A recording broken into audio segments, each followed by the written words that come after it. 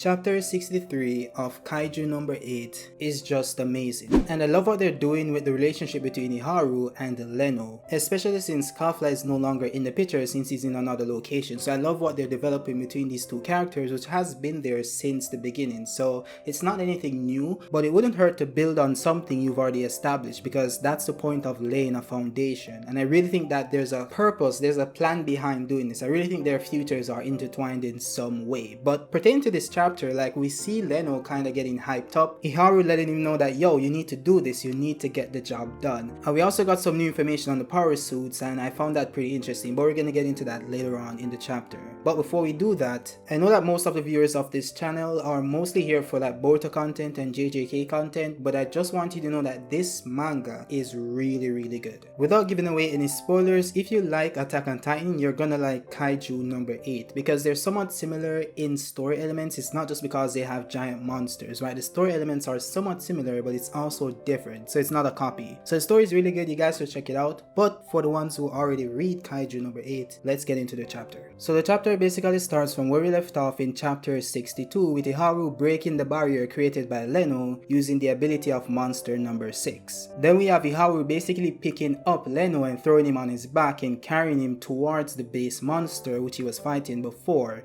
And the reason why he did this is because Leno damaged his legs because he overexerted the ability from monster number 6. And basically what was explained is that when you do that, you risk hurting your body, because Leno is still using a suit. And what you know about these suits is that they take energy from the body itself, and we're gonna get into that later on in the chapter, but that's basically why he's carrying Leno here, because his leg is basically broken or sprained. He then tells Leno that you're gonna take out the base monster, right? So he's reassuring him that he needs to do this, because based on what we got in the prior chapter, Leno was having some mental ordeal. He didn't believe in himself. He didn't believe that he could do this because the strain was too great on his body and he wasn't getting anywhere with the base monster. Then Iharu tells him that I'll take you to the spot where you can attack the core of the monster, then you can blast a hole right through it. And that's how you defeat the monsters, by defeating the core. Once you destroy the core, the monster is defeated, but then you have After Beast, but that's another issue. Then Leno replied saying that, but that will put you in danger. Then this dude just headbutts him and says, yo,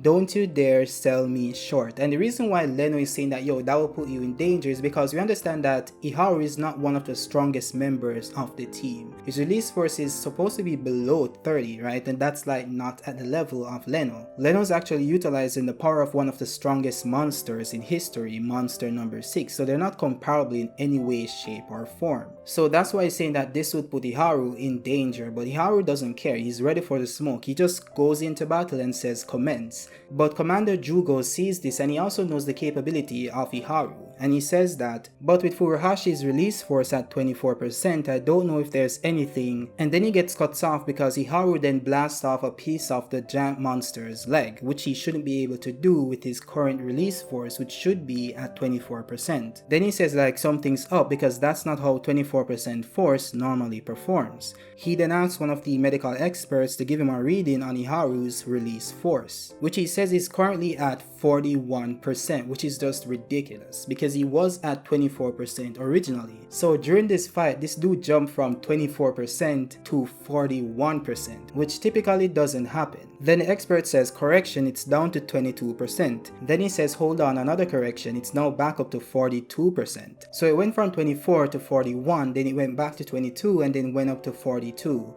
So it's like his power is fluctuating mid-battle, which doesn't happen. Then we have one of the senior members saying that my impression is that his battle capabilities soar the moment he gets into the zone, which again is not normally the case. So based on what they explained before, the release suits basically work on what is emitted from your body. So based on what your strength level is, your innate strength level, that will directly affect the amount of release force that can be emitted from the suit itself. So the more you build on your innate strength and abilities, the higher your release force will be. Now this doesn't mean that, oh, you just need a bigger body, you just need more muscles, and your release force will be higher than someone that has less muscles or a smaller body. That's not the case. The reason why I say this is not the case is because you have a character like Hikaru whose release force is at 46%, and she's just a small child, she doesn't have any muscle build, and she's very tiny, but her release force is at 46. And then we have a character like Aoi whose release force is currently at 25%, and if you look at his body, he's more taller and more built, he's very muscular. So you can see that it doesn't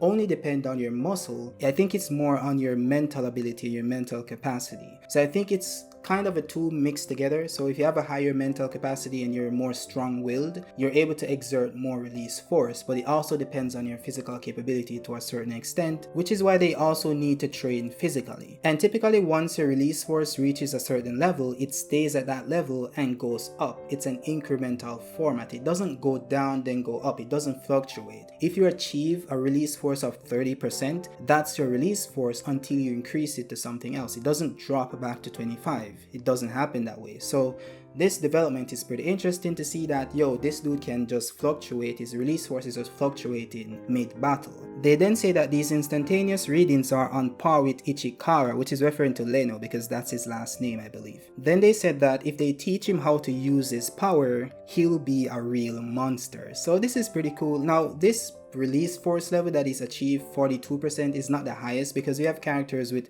a 96% release force and 98 and 92, so this isn't the highest release force. They're just gauging this based on his current ability and what's currently happening with his power. It's fluctuating and instantaneous, so that's what they're gauging at. He's not the strongest character in the verse currently, like by far. You have way stronger characters than his current release force level, so I just want to make that clear. Iharu then blasts a hole in the monster's back which opens up his belly, which shows his core, which then gives Leno the opportunity to use his release force energy to take out the monster's core, which is exactly what happens, and that's where the chapter ends. Now for everyone who doesn't typically read Kaiju number 8, what's happening right now is Leno is using the release force energy within his suit and his body to create like a pulse and push the power through his gun. So the guns can be used to like transmit that release force energy, and everybody does it, but based on your level, based on your capability and your release force level, and if you're using a monster suit, which Leno is using right now, that will amplify your power greatly. So not everyone can do this level of damage with their release force energy, but because Leno is so strong, he's able to do so. So that's basically what happened. All in all, I think this was a great chapter to showcase the relationship between Leno and Iharu. So I think that relationship is growing, and I do believe that they're gonna be like intertwined in the sense that their stories might be intertwined to the end. Like something might happen between these two characters. Now there might be a betrayal, maybe not, and maybe they just grow together and everything's fine, but I do believe that they're building towards something,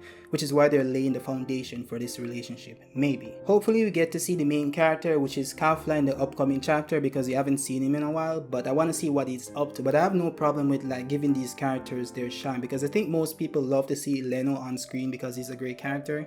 He was there from like literally episode 1 or 2 probably.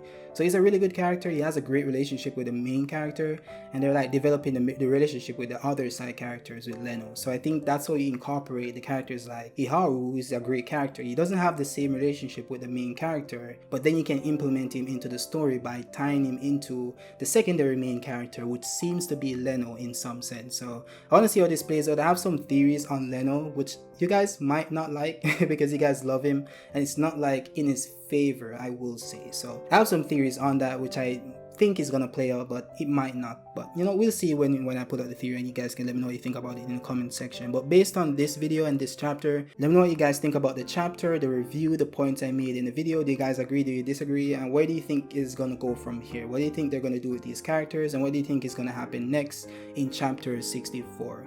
Let me know your comments down below. If you like the video, drop a like. If you're new to the channel, hit subscribe, and remember to hit that notification bell to be notified when I post new content. But above all else, have a great day. Peace out.